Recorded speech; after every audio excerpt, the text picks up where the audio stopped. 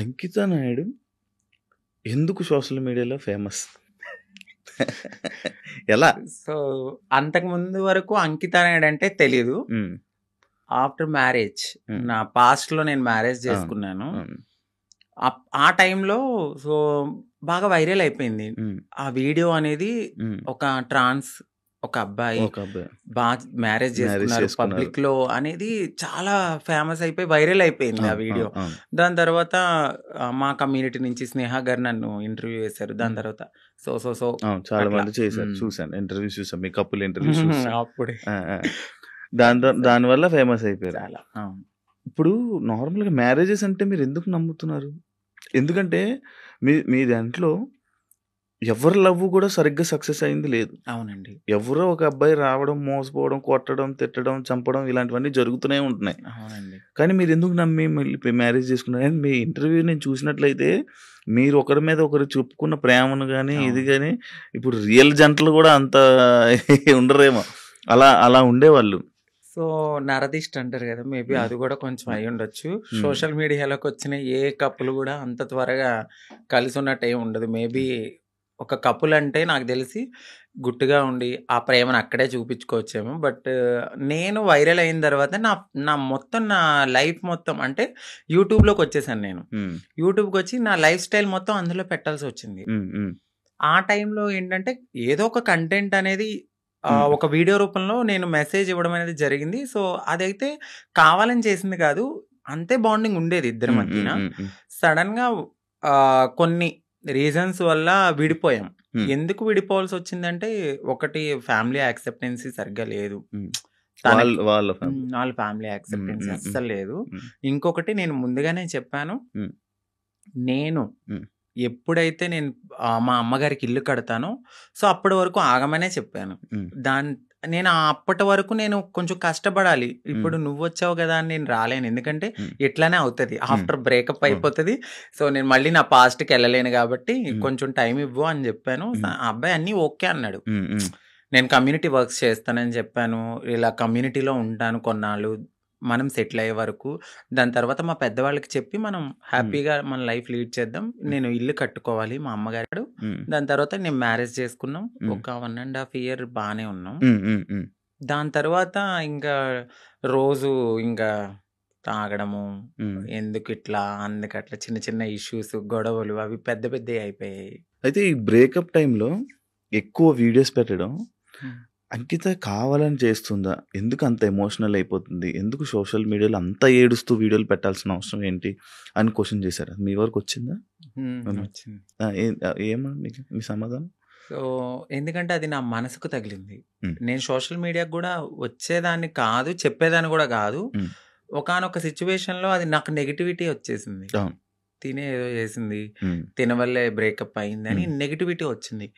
So నేను నిజం చెప్పాలంటే నేను ఒక ఓపెన్ బుక్ ఆ విషయంలో. అయితే తనకి నేను చాలా ఓపెన్గా అన్నీ చెప్పే చేసుకున్నాను. సో చెప్పి చేసుకున్న పర్సన్ తను ఎప్పుడైతే కొన్నాళ్ళ తర్వాత లగ్జరీ లైఫ్కి అలవాటు పడ్డాడు, ఆ తర్వాత జాబ్ పోయింది. ఒక 11 months వరకు నేనే చూసుకున్నాను.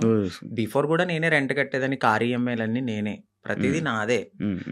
ఆయన జాబ్ చేసుకుని వాళ్ళ ఫ్యామిలీని చూసుకునేవాడు. సమ్ టైమ్స్ ఎప్పుడైనా రెస్టారెంట్స్ అట్లకి వెళ్ళినప్పుడు ఖర్చు పెట్టే అతను. 11 months అనేది జాబ్ పోయింది. ఇంకా నాకు ప్రెషర్ ఎక్కువైపోయింది. ఇటువైపు ఇల్లు కట్టిన ఒక గోల్డ్ ఉంది అక్కడ, అదంతా విడిపించాలని చెప్పి నేను తనకి ముందే చెప్పాను. సో డ్రింక్ చేయడము, ఇదే విషయంలో గొడవ అవ్వడము. దీనికి ముందే నాకు తెలియదు, రీసెంట్గా తెలిసింది. నన్ను మ్యారేజ్ చేసుకున్న 3 monthsకే వేరే అమ్మాయిలతో కూడా ఉన్నారని చెప్పారు. సో ఆ రికార్డ్స్ కూడా నా దగ్గర ఉన్నాయి. బట్ నేను ఎందుకంటే అంతా అయిపోయిన తర్వాత మనకు అనవసరం అనిపించింది. ఇవన్నిటిని ఒక పక్కన పెడితే నాకు ఒకానొక సిచ్యువేషన్లో తను రెడ్ హ్యాండెడ్గా అంటే మా కమ్యూనిటీ వాళ్ళు ఎవరైతే ఉన్నారో వాళ్ళలో నా కోడల్ని నేను ఇలా వస్తున్నాను అని చెప్పడము, నేను తన్ని చేజ్ చేయడము, పట్టుకున్నాను, సో పరిగెత్తేశాడు. ఇవన్నీ నేను చూసి నా మైండ్ అనేది ఒక్కసారిగా మాకు అవసరం లేదు, ఈ కమ్యూనిటీలో ట్రాన్స్లోనే ఉండాలి, మమ్మల్ని మేము ఎంత అందంగా మార్చుకున్నా వాళ్ళు కొన్నాళ్లే ఉంటారు. సో వద్దు, సింగిల్గా ఉండడం బెటర్ అనిపించింది. దాని తర్వాత నేను సోషల్ మీడియాలో నేనే పోస్ట్ పెట్టాను, వద్దు అంటే నన్ను కలవడానికి 2 times అట్లా ప్రయత్నించాడు. బట్ నాకు మనసుకి తగిలింది అది. ఎందుకంటే ప్రతిసారి నేను యాక్సెప్ట్ చేయడము, ఇది మా ఇద్దరి మధ్యన జరగడము, వాళ్ళ ఫ్యామిలీకి చెప్పడము, మా ఫ్యామిలీకి చెప్పడము, మీ చావు మీరు చావండి అనడము, ఇవన్నీ నేను ఇంకా తీసుకోలేకపోయాను. నేను మారింది నా కోసం, నా సెల్ఫ్ నేను ఆనందంగా ఉండడానికి, ఎందుకు దీంట్లోకి దూకానా. ఇంకొకటి, కమ్యూనిటీలో అందరికీ ఒక రోల్ మోడల్ అనుకున్నారు, ఇప్పుడున్న జనరేషన్లో ఇంత బాగా ఉంటున్నారా అని.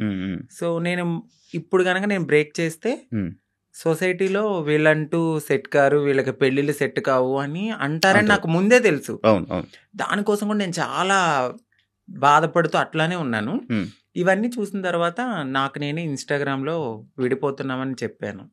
చెప్పిన తర్వాత ఆపోజిట్ పర్సన్ కూడా ఎందుకు ఏంటి అని క్వశ్చన్ చేయడానికి నన్ను ప్రయత్నించలేదు. నేను వీడియోస్ డిలీట్ చేసేసాను. తను కూడా అప్పటికే వేరే అమ్మాయితో లవ్లో ఉన్నాడు. Okay, okay. అలా బ్రేకప్ అయింది. సేమ్. అంటే నేను ఎన్నిసార్లు వద్దన్నా కావాలనుకున్న మనిషి ఒక్కసారిగా నేను వద్దు అన్నప్పుడు ఎందుకు బ్రేకప్ చెప్తారు? ఒక 1.5 yearలో చాలా గొడవలు అవుతాయి. ఇది మాకు అప్పుడు మేము విడిపోవడానికి కూడా చాలా చిన్న రీజనే. దానికి ముందు చాలా పెద్ద రీజన్స్ ఉన్నా మేము కలిసే ఉన్నాం. అప్పుడు కలవాలి అని ఒక పర్సన్ మన ముందు బతిమలాలిన మనిషి ఒక్కసారిగా ఎందుకు వదిలేసుకున్నాడు? బ్రేకప్ అంటే వదిలేసాడు. దానికి తనకి ఎక్కడో కనెక్ట్ అయ్యాడు, ఇక్కడ వదిలించుకోవాలనుకున్నారు. తను కూడా ఏం చేశారంటే అక్కడ అమ్మాయిని కనెక్ట్ అవ్వడానికి కమ్యూనిటీలో ఎవరితోనో రిలేషన్ కి పరిగెత్తినట్టుగా నన్ను నమ్మించాడు. సో అక్కడ నా మనసు బ్రేక్ అయిపోయింది. తర్వాత తెలిసింది ఇలా జరిగాయి కాదు. అప్పుడు మరి ఫేస్ మీద దెబ్బలు కొట్టడం అవన్నీ ఏవో ఉండే కదా, దెబ్బలు ఉండే ఫేస్ మీద, ఏవో దెబ్బలతో ఒక వీడియోస్ ఉండే, అవేంటి అవి ఆయన కొట్టినవా లేకపోతే ఏం జరిగింది? అది ఇక్కడ దెబ్బలు తగిలింది అంత ఫేస్ సంథింగ్. ఆయన అయితే కొట్టలేదండి, సో అది అబద్ధము. ఇక్కడ దెబ్బ తగిలింది అనడానికి నేను అప్పుడు ప్రతిసారి మన ఐబ్రోస్ చేయించుకోవడానికి స్క్రబ్బింగ్ కి వెళ్ళేదని, ఆ టైంలో నాకు అది రిఫ్లెక్ట్ అయింది అంతే. ఈ ఫేస్ ఇంత అందులో ఏడ్చి ఫుడ్ లేదు కానీ అది కొట్టేసారేమో, ఇబ్బంది పెట్టేసారేమో, ఇది అయిపోయిందేమో అని అనుకుంటే. ఆయన ఏం కొట్టలేదు. మీకు అదే ఫస్ట్ లవ్? అంటే అదే ఫస్ట్ లవ్ అనుకోవచ్చు. అదే ఫస్ట్ లవ్. అంటే బిఫోర్ ఒక లవ్ ఉండేది, అది అక్కడ దాకా రాలేదు. అంటే ఇంకా ఇది లవ్ కామన్ అనిపించింది ఇంకా, కానీ పెళ్లి వరకు రావడం అనేది ఇదే ఫస్ట్ పెళ్లి. ఇప్పుడు ఇద్దరు అభిప్రాయాలు కలుస్తాయి, కలిసిన తర్వాత మాట్లాడుకున్న తర్వాత కొన్ని రోజులు ట్రావెల్ అయ్యాక ఓకే నీవు నాకు సెట్ అవ్వలేదు వదిలేసుకుందాం అనుకునేది ఒకలా ఉంటది. ఇటు పబ్లిక్ వచ్చేసి మనము కామన్ అయిపోతాం, వాళ్ళకి రోజు కనబడతాం. ఒక్కసారిగా పర్సన్ పక్కన లేకపోయేసరికి ఎందుకు అని వాళ్ళు క్వశ్చన్ చేయడం అనేది రైటే ఉంటది. సో ఇక్కడ దాకా ఆ పర్సన్ అయితే ఉన్నారు అంతే. కాదు, అదే ఇందాక నేను ఒక పాయింట్ అడిగాను, ఏదైతే అబ్బాయిల దగ్గర నుంచి మనకి పూర్తి ప్రేమ దొరకదని తెలుసు, మీకు తెలుసండి. డబ్బుల గురించి వస్తారని తెలుసు. అవును. కానీ ఎందుకు నమ్మి దగ్గరికి తీసుకొని మోసపోయి మళ్ళీ ఏడడం? గొర్రె కసాయవాడిని ఎందుకు నమ్ముతుందంటే నేను ఏం క్వశ్చన్ చేయగలను. గడ్డు పెడతారు, తీసుకెళ్తారు, బాగా ఫుడ్ పెడతారు, తర్వాత వాళ్ళని చంపేస్తారు ఏది గొర్రెని. అలా అని చెప్పి ఆ గొర్రె వెళ్లకుండా ఉంటదా? అయ్యో ఫుడ్ ఎందుకు పెడుతున్నాడో, ప్రేమగా పెడుతున్నాడేమో, తినడానికి వెళ్ళాము, దానికి తెలీదు.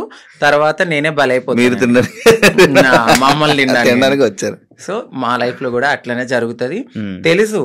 ఎందుకంటే తల్లిదండ్రుల ప్రేమ ఉండదు. ఫ్రెండ్స్ తో ఎవరితోన్నా మాట్లాడినా కూడా తను ఎందుకు మారిపోయాడు కదా, అట్లా ఇట్లా నువ్వు ఎందుకు మాట్లాడుతున్నావు, నీకేమన్నా రేపొద్దున బ్యాడ్ రివ్యూ వస్తుందేమో అని చెప్పి ఫ్రెండ్స్ ఎక్కువ మాట్లాడరు, సొసైటీ యాక్సెప్ట్ చేయదు. ఈ టైంలో ఎవరో ఒకళ్ళు మమ్మల్ని దగ్గరికి వస్తారనమాట. ఓకే మాకు ఈ ప్రేమ దొరుకుతుంది, జెన్యున్ ప్రేమ ఏమో అని నమ్ముతాం, నమ్మి దగ్గర తీసుకుంటాం. తనకయ్యిందని చెప్పి నాకు అవ్వాలని లేదు కదా అని గొర్రెలుగా నమ్మేసి ముందుకెళ్ళిపోయి తర్వాత బలైపోతాం. ఇప్పుడు అమ్మలతో లేదా? అంటే హైదరాబాద్ లో నేనే ఉంటున్నాను, ఇంటి దగ్గర ఇల్లు కట్టాను. అక్కడ మమ్మీ వాళ్ళు ఫ్యామిలీ అంతా అక్కడే ఉంటారు. ఇప్పుడు ఎలా డబ్బులు? ఇప్పుడు నేను నార్మల్ గా అయితే యూట్యూబ్ మీద యూట్యూబ్ బేస్ చేసుకున్నాను. దానికి బిఫోర్ నుంచి నేను కమ్యూనిటీ వర్క్స్ చేస్తూ నేను సెటిల్ అయిపోయాను. ఫైనాన్షియల్గా అయితే ఇప్పుడు నేను చాలా బాగా సెటిల్ అయ్యి ఉన్నాను. యూట్యూబ్ చేస్తున్న ఇన్కమ్ అట్లానే కొంచెం యూట్యూబ్ నుంచి ఇప్పుడైతే 1.2 అట్లా యూట్యూబ్. బిఫోర్ ఇంకా ఎక్కువ వచ్చేది. ప్రమోషన్స్ అవన్నీ ప్రమోషన్స్ చెయ్యట్లేదండి, నార్మల్ ప్రమోషన్స్ అమ్మాయిలకు సంబంధించిన బిఫోర్ చేశాను, అసలు చెయ్యట్లేదు నేను నో పెయిడ్ ప్రమోషన్స్ అని కూడా పెట్టాను. అవును చూసాను నేను. ప్రమోషన్స్ చేయరు, ఓన్లీ యూట్యూబ్ నుంచి 1.5 lakh 1.2 ఒక 2 months నుంచి అయితే మాత్రం నేను సరిగ్గా ఈ వీడియోస్ చేయట్లేదు. 12,000 13,000 అట్లనే వస్తున్నాయి, అంటే ఒక 3 months నుంచి. దాని బిఫోర్ నేను బాగా చేసేదాన్ని 1.2 max 1.5 మధ్య. ఇప్పుడు రెవెన్యూ ఇంకేం లేదు. And for more videos, please subscribe to iDream. Please subscribe to iDream. Please subscribe iDream. And please subscribe to iDream. For more videos, subscribe to iDream. please like, share and subscribe to the channel. Congratulations, iDream. Subscribe to iDream. Subscribe to iDream. So subscribe to iDream Media. iDream ki iDream team andarki huge congratulations. Please subscribe iDream Media. Please subscribe to iDream. Subscribe iDream. Please subscribe to iDream. iDream అంటే నా కళల channel subscribe చేసుకున్న నోరు తిరుగుతలేదు, మీరైతే గంట గుర్తు కొట్టండి. For more such videos, please subscribe to iDream. Subscribe to iDream. Please subscribe to iDream. Please subscribe iDream Media. Please do subscribe to iDream. Please subscribe to iDream Media. For best entertainment and information, please subscribe iDream. And don't forget to subscribe to iDream.